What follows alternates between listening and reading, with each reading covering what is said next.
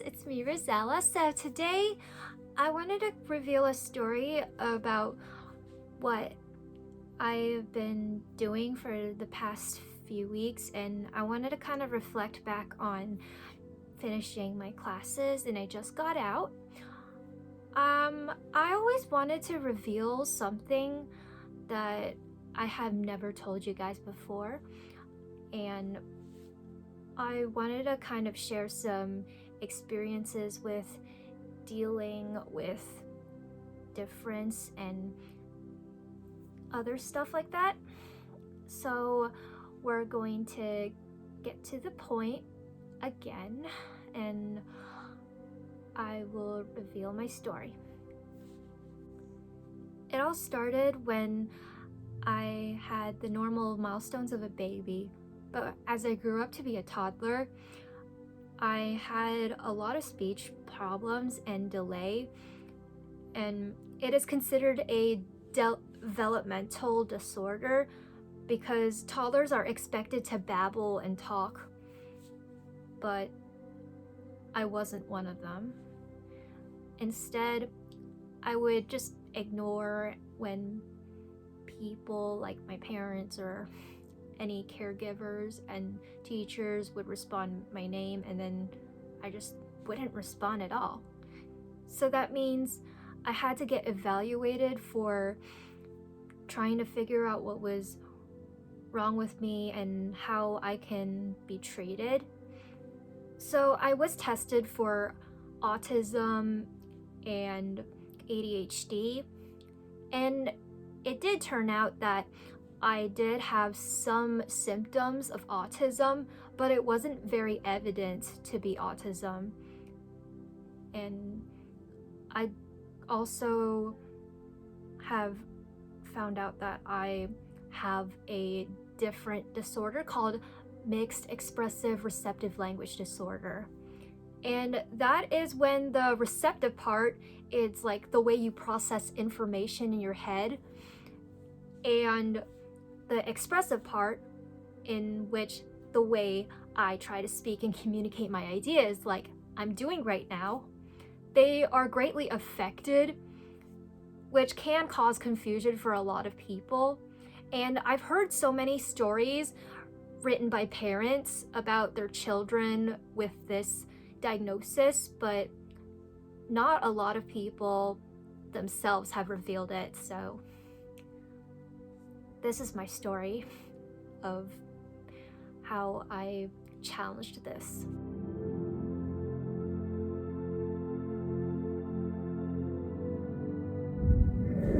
So it all started when I was in preschool. So as I turned 5 years old and I was about to head into kindergarten, I was recommended by a preschool teacher that I did not have the emotional readiness and the socialization to prepare myself in a very challenging world of having to communicate and mature fast. So that means I've been academically redshirted. It's a term used for parents who would postpone their age-eligible child into kindergarten, especially when they have a late birthday. And it was to give them enough time to mature and be more successful in the long run. And there are positives and negatives to everything, especially when I took some speech therapy starting from the age of 4. And so the positives of doing that are that your child is able to handle more challenging situations a little differently, and they are also more likely to excel in school, especially with the improved grades.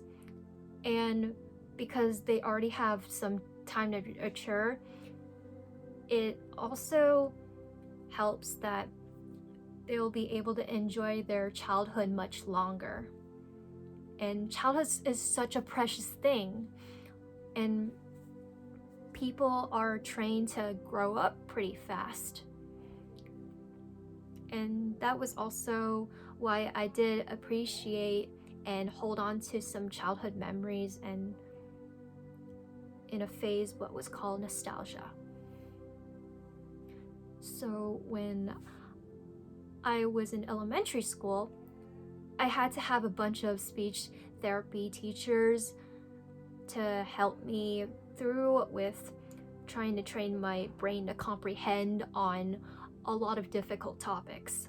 Especially when I read a book, I have no trouble reading it at all or pronouncing any words incorrectly. And occasionally I do slip on an incorrect word. And that also means that if you ask someone with MERLD that about a topic and what they just read, that is when everything goes out of proportion and the answer that you wanted to get out of your head, it's gone. Like you just threw it out of your brain like a dumpster fire. And so I have battled that, and socially, it kind of made me feel a little like an outsider. And I was a bit left out and was looked upon to be shy until halfway through. I think it was about second to third grade. That was when my confidence started to boost when I began taking piano lessons. And it was because I saw my sisters performing on stage and I was crying so badly that I wanted to perform on stage, and it was just something I've wanted to do because I wanted to be the center of attention and I want my voice heard. And so that was the best decision they ever done to me.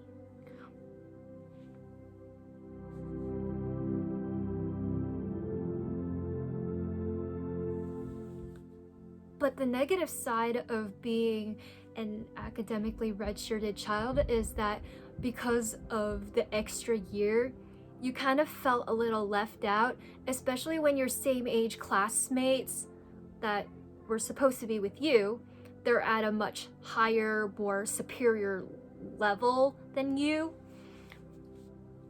And I did feel isolated at a few times because I felt like I just wasn't on the same maturity level as my peers and classmates. And sometimes I did get bullied a lot, especially starting from when I wasn't able to talk about what I feel. And I didn't really grow up with a lot of friends. And for those of you watching this, well, hi. And I know that some former classmates described me as like a very sweet, bubbly, and very optimistic kid. And that was also because when I was having my confidence boost era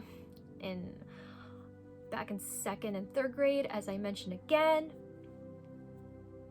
I also discovered YouTube, and knowing that I wanted my voice heard and I had a desire to look for fame and bring awareness to everything, I thought that being famous would be the only way to success.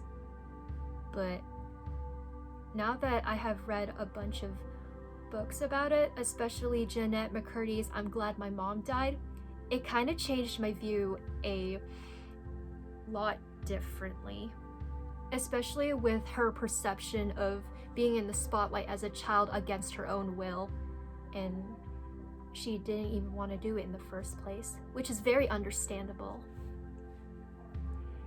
Now, as I graduated elementary school and went to middle school, I was having a really awkward time, and the speech therapists have continued all the way throughout. And when tests came, especially those history quizzes and having to do with those math tests, I would have to be accommodated for extended time, and I would have to be in a different room. And because I get burned out so easily, I have to take a bunch of frequent breaks to get my mind off my chest. And it wasn't that bad, but 7th grade was the worst for me, because that is when I went through a whole personality change and being deceived on who I felt like are such great people to hang out with and who is basically on the toxic side. Because these middle school and high school years, however, are just the messiest years of your life, but they also bring some really good memories too.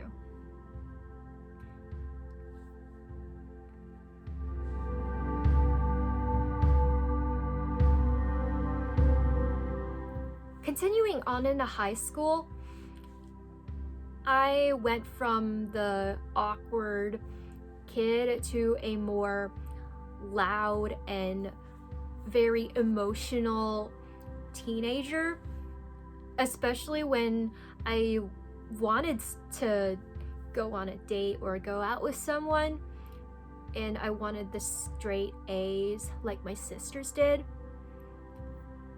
And sometimes my study habits have to involve a lot of tutoring, which I'm glad I did in middle school. So as much as I finished my tutoring, I was able to study much more independently. And soon enough, I stopped therapy for a while because I felt like I graduated from the therapy, and now it kind of turned into like comprehending from the speech therapy. And before that, I did have a kiss on the cheek by a little boy when I was in the speech therapy, and I was 8 at the time, and I once blurted out, "Oh, like, when I grow up, I want to marry him." Like, I just did not know what that was around the time. Now, fast forward into high school again. Sorry, I'm not very good with keeping up with the details, so will you please excuse me? I was basically on a pretty good terms with going into my freshman year,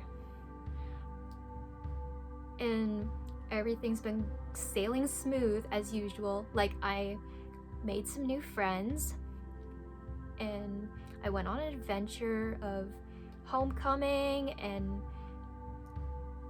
having to feel like I belong somewhere. But that came crashing down when COVID-19 happened. My study habits plummeted, and so did my grades. And I realized that I wouldn't be able to achieve anything anymore. And I would make a habit of getting into Zoom calls and then sleeping and doing something else just to forget everything. And that was also the moment I was in isolation and yearning for social communication. And of course, my language disorder I've previously mentioned has gotten a lot better around that time, because I'm able to get along with just about anyone. But the main point is, I also finally got to learn how to fall in love with someone, especially when 2021 came. And it was very tough to talk about it, but I met someone through some friends that eventually turned out to be the people that were wanting to humiliate me. And I've just yearned for someone who would accept me as I am.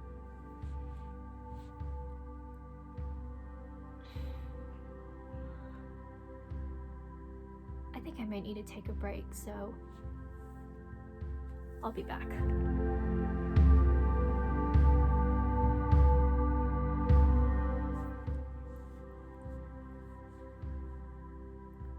As I tried to find out what it's like to fall in love and just be in a relationship, it also caused a lot of conflict in my family, as I was kind of ignoring any potential red flags, and because I was really naive at the time.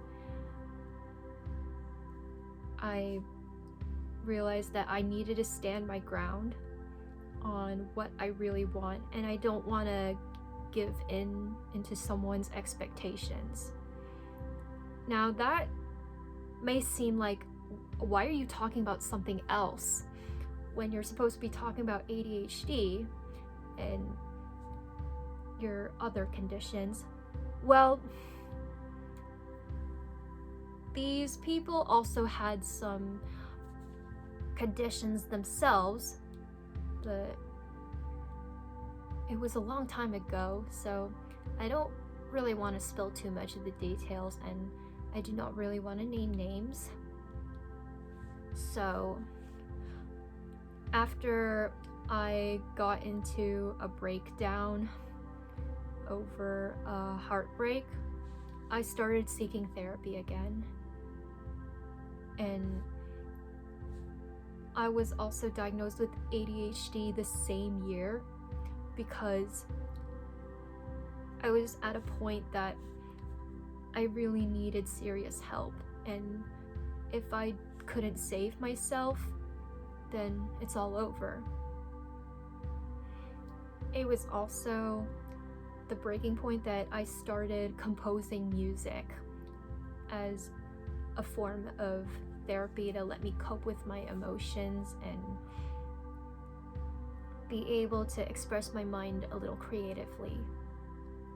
And it may not make sense at first, but at least that when ADHD is often associated with being distracted in class or forgetting to do your simple chores, that can also be hyper-focusing on something. And I feel guilty for doing this whenever I have an important task to do, but I'm focused on something else. And soon enough, I turned 18 and didn't even feel like a real adult.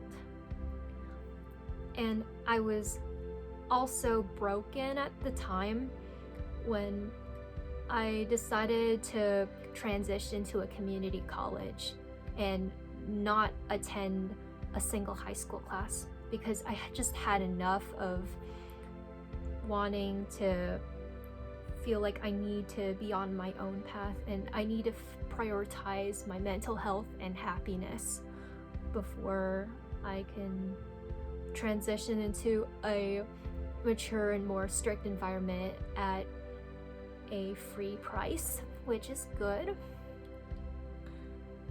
And so I did thrive and felt much happier, and I'm glad that I've done that decision. It can save a ton of money when trying to go to college and people are paying student loans. After that, I have found myself in a downward spiral at the same moment that I also tried looking up on some apps to find adult friends who can relate to me or someone I can be emotionally close to. And as most people would just end up ghosting me, there were just a few that also stayed. And it's pretty much more difficult when being in a world full of adults and trying to seek a lot of intimacy and connection. It's like sometimes you couldn't exactly find the right one, and it might be possible in real life. And I completely understand that some people are just worth to let go.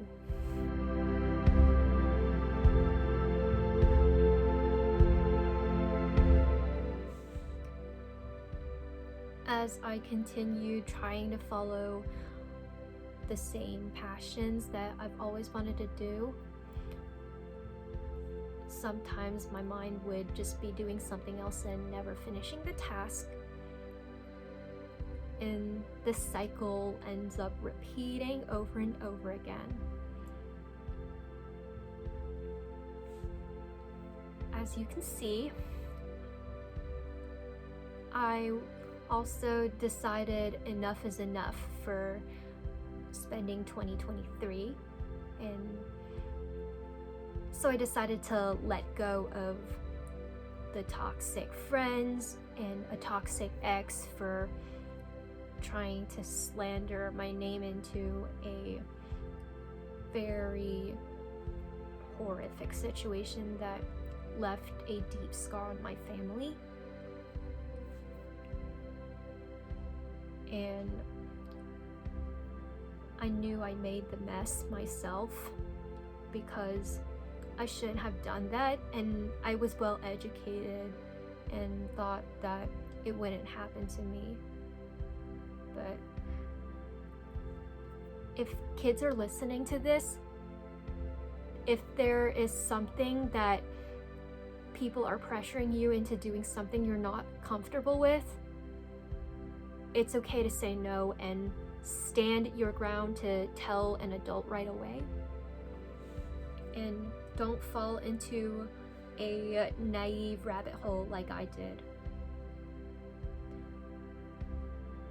Eventually, my life started to get better when I graduated. And I was originally going to graduate early, but if COVID did not happen, I would have done it right away. But I know that doesn't matter, but at least I finished my basic education. Over the summer, I started to notice a lot of improvement in my mood, and I also took a vacation, which I haven't done it in a while. It kind of left me wanting more.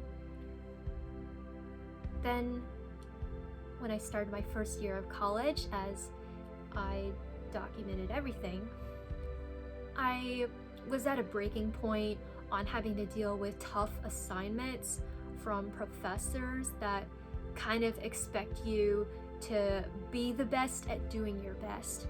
And I completely respect that because they are trying to get people to become more successful, and they're just simply doing their job. It was also the time that when I couldn't even catch up with a single assignment anymore, with busy life strategies and sometimes forgetfulness, I had to get back and decide, oh, I need to take some medication right away. And I have not done any medication before, but I had to take it, and it's kind of like, you know, a silent way to let go of the old self that was pressured into not taking medication, especially when you were at a point that you needed serious help. And I'm glad I did that.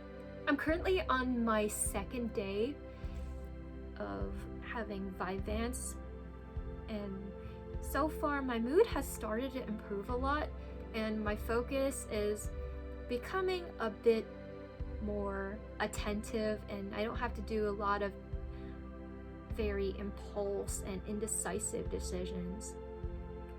And sometimes it can also affect your financial problems, especially with overspending and not wanting it to get something simply because it's cheap, or getting a lot of things that you don't need. And as I got my driver's license this year, I also had to learn how to drive responsibly. And so far, I've decided to seek some treatment for ADHD because I think I needed to focus more on and become more aware. And I do still forget from time to time, but at least I can do some chores and, balance a part-time job. And I also noticed a improvement from taking piano and vocal lessons. Initially, I was told that I don't really practice frequently, and I know I should do it. And I needed to take some experiences more often. So yeah, that is it for today. And I'm not very good at expressing what I wanted to say, especially on camera, but I do have the confidence to be on camera simply because I wanted to hear a bunch of representation on neurodivergence and uplifting voices from people from that community. So I hope I am seen, and I hope you guys will become aware of this and have a great and amazing day.